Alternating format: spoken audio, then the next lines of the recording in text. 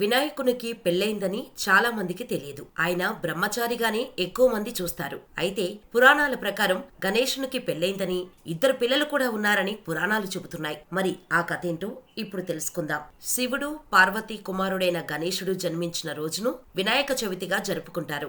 గణేశుడి అనుగ్రహం అతని భక్తులకు ఆనందం, జ్ఞానం, శ్రేయస్సును కలిగిస్తుందని నమ్ముతారు. వినాయకుని గురించి ఎక్కువ మందికి తెలియని పురాణ కథ గురించి ఇప్పుడు తెలుసుకుందాం. గణేష్కు వివాహమై ఇద్దరు భార్యలు ఉన్నారని తెలిసిన వారు చాలా తక్కువ.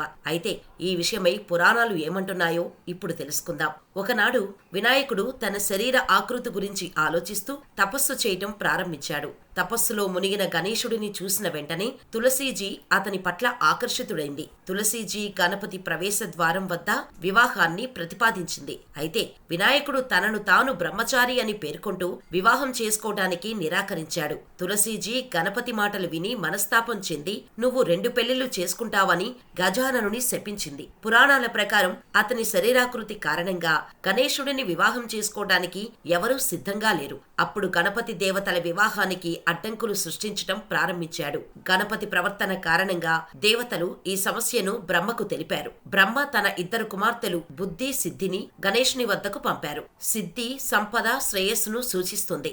అయితే బుద్ధి ఆధ్యాత్మిక పరాక్రమాన్ని సూచిస్తుంది. సిద్ధి, బుద్ధి రెండూ గణేశుడికి 2 వైపులా కూర్చొని ఒకరి పెళ్లి సమాచారం గణేశుడి ముందు చేరినప్పుడు బుద్ధి, సిద్ధి గణపతి దృష్టిని మరల్చారు. అప్పుడు అన్ని వివాహాలు ఎటువంటి ఆటంకం లేకుండా పూర్తయ్యాయి. కానీ ఈ విషయం తెలుసుకున్న గణేశుడు బుద్ధి, సిద్ధిపై కోపం తెచ్చుకొని వారిని తిట్టడం ప్రారంభించాడు. అప్పుడు బ్రహ్మదేవుడు గణపతి ముందు బుద్ధి, సిద్ధితో వివాహం ప్రతిపాదించాడు. దానికి గణేష్ అంగీకరించాడు.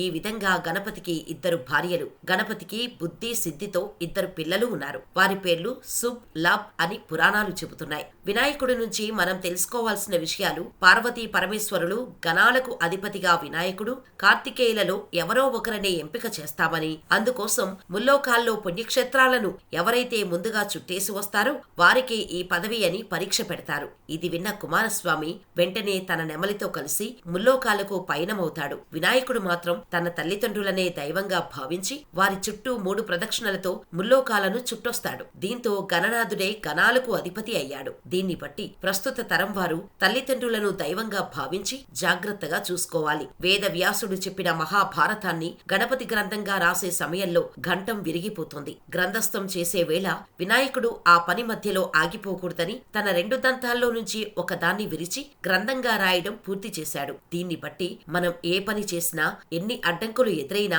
ఏమాత్రం అధైర్యపడకుండా చేపట్టిన పనిని పూర్తి చేయాలి. అంతేకాని మధ్యలో అస్సలు ఆపకూడదు.